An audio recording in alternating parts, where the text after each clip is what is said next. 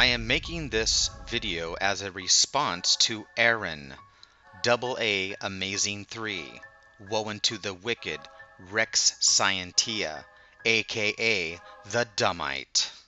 So actually this is not a debate really, because it's a landslide victory for truth and the facts. And the truth and the facts are that according to the biblical story, Moses did indeed have horns. So it doesn't matter if we call him Moses, Musa, Moshe, whatever you want to say, whatever you want to call this biblical character, you can call him whatever you want. But we're all talking about the same character, Moses. So Aaron from Double A Amazing left a delightful little comment to me that I want to show you. Quote, "Who is Moshe? I thought you said you knew Hebrew. I already made a video a long time ago disproving the myth that Moses had horns. If you say he had horns, it proves you are and your homosexual lover, Benner, don't know Hebrew. Benner is a charlatan and a quack just like you. He is a homosexual." Anyway, he goes on and on talking shit. Here's another one he says. "If you spoke Hebrew, you would never say Moses had horns. That's ridiculous." Exodus 34:35 reads, "And the children of Israel saw the face of Moses, that the skin of Moses' face shone. And Moses put the veil upon his face again until he went in to speak with him." So Aaron is stating that the face of Moses was shining, so it shone. The Hebrew word for shone is the Quran. And when we look up Quran in the Hebrew lexicon of the Strong Concordance, the translation clearly says it means 1. To shine, and B. to display or grow horns, or to be horned. The horns is definitely plural. So 5785 is the word for skin. That the skin of Moses. You see, the skin is not necessarily talking about the actual skin of Moses himself, but the skin that Moses was holding or wearing, like an animal skin, because that's what the Hebrew word also means. The Hebrew word for skin is or. So the or can also mean the skin or hide of an animal. This animal's skin is known as a pelt. It is the skin that is worn by the human, thus making the character of the anthropomorphic character of the bull or the horned one. And we have countless examples going back to ancient history of our ancestors wearing pelts. So when we take a look at Exodus 34:35, it's clear we're talking about a pelt here. You see, Moses, that has the animal skin or the pelt, his face shone. And thus the shone, like we said, is the representation of the horns. And then it says Moses put. The Hebrew word for put is shuv, which means to turn or return, to turn back or turn over, to turn away. Because we're talking about turning up the veil or the pelt that he is wearing, which is why it talks about the veil. So again, the mention of the veil confirms that we are talking about an animal skin, a pelt, which is why he turns it back so his face could be seen and the horns that were upon his head. So the mesva, or the veil, is the covering, the fabric that covers him like leather, which in that day and age would have been an animal skin. Now you'll notice that when you get married, you wear a veil. You'll notice it looks exactly like a pelt, or the veil, the covering of the animal skin. So Moses was on Mount Sinai, the Mount of Horeb, and if he was on Mount Sinai or any mountain, he was most likely very cold and had to dress warm, as in wearing animal skins or a pelt. So 4,000 years ago, wearing an animal skin or a pelt seems more than logical. Going back to the ancient Druidic order as well as to the ancient cavemen, they all wore the pelts, the furs, the animal skins. And we see the animal skins or the pelts that are worn by ancient cultures like the Eskimo. In fact, these ancient rituals of wearing pelts or animal skin can still be seen to this very day in furs, and you'll notice that they almost always have a hood over the head.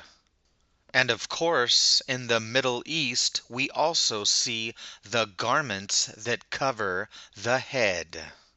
So the wearing of a pelt is combining the spiritual realm of the animal kingdom with that of man, which is exactly like the zodiac. It is an anthropomorphic representation of animals and humans.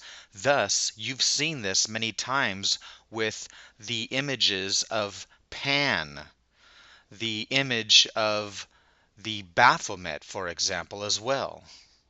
And of course, we see this anthropomorphism in the character of the devil or the Shad. And of course, the devil is always portrayed as either a goat, a ram, or a bull, which are the horned beasts of the zodiac.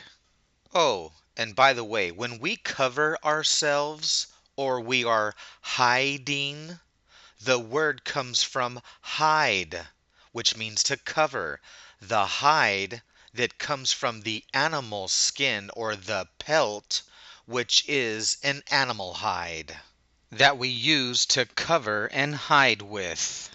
So when we read Exodus 34:35, you'll see the children of Israel saw the face of Moses, and the skin or the animal pelt skin of Moses that was basically veiling his face shone, which means it had animal horns upon it. Thus, he was symbolizing the very essence of their god, the bull god Yah or El. By the way, did you know that the ancient original Torah, the Hebrew Bible, was not written upon papyrus at all? It was actually written upon the animal skins of goats, sheep, and cows. So let's get back to Exodus 34:35 and the word shone, which I already showed you.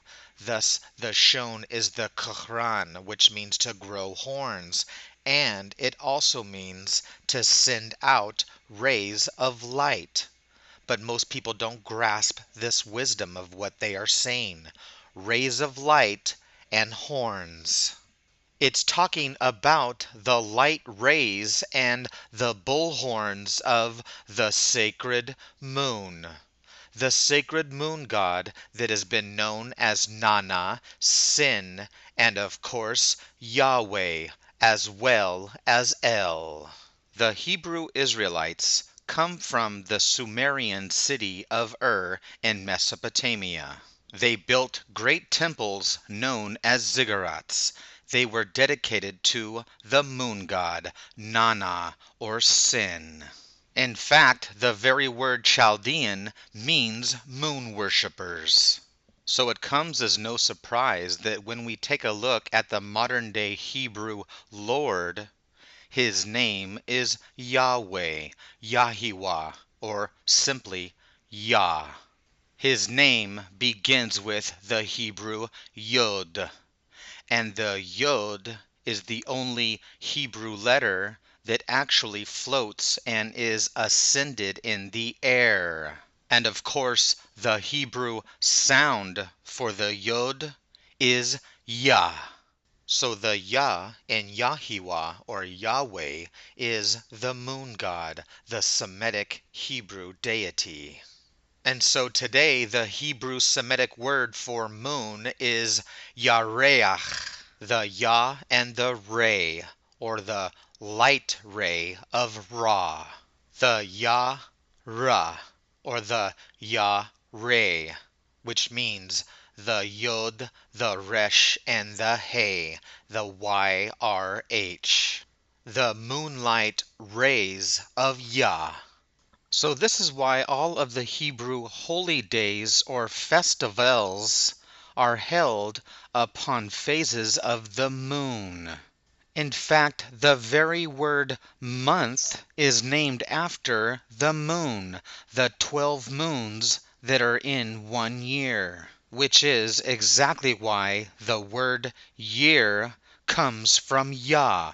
For those of you who are not aware, the lunar bull, which are the horns of the crescent moon, has been worshipped throughout ancient history for thousands of years. So worshipping the lunar moon with the bull has been practiced since ancient times. And the Hebrew Babylonian moon god was known as Nana or Sin. Sin was the god that rode upon the horned bull, and thus his symbol was the symbol of the crescent moon, which is the bull horns. So the Semitic Hebrew lunar bull god Sin was the son of the bull god Enlil. Take notice of the crown of Sin. Notice that his crown comes from the crescent of the moon, the lunar bullhorns. Exactly like the lunar crescent moon of the Roman moon goddess Diana. The lunar Roman moon goddess Diana takes her name from the ancient Anu or An, going back to the ancient Sumerian gods like Inanna, who is Ishtar, and Inanna's father, who is Nana, also known as Sin. And Sin was born from the result of his father Enlil, who raped Ninlil. And the bull god Enlil came from An or Anu. And the bull god An or Anu came from the bull god Anshar, who rode the sacred bull. So now you know why we have the word ancient, the An, which gives us our ancient ancestors, the ancestors of An in Hevan. This is why we have the Anunnaki. And it's not just the ancient Sumerians who worshipped the bull gods. The bull god worship goes back to ancient Greece as well as to ancient Egypt. So the father god of wisdom, Sin or Nana, actually gave birth to the sun god who was known as Utu or Shamash, which is why the modern day Hebrew word for the sun is Shemesh. So perhaps now you'll understand when we look at the Hebrew alphabet and the letter Sin or Shin, you'll know that it stands for the word Shaddai, meaning God. Thus El Shaddai. The moon god Sin is actually the meaning behind the Hebrew letter Shin or Sin. Now remember that the Shin represents the flames or fire. And of course it has the crown as well. So the Sin or the Shin is the Sheen. And a sheen is light that shines. So perhaps now you'll understand why Moses went to Mount Sin, Mount Sinai, the mountain of the moon god. And of course, he came down with the bull horns or the lunar horns.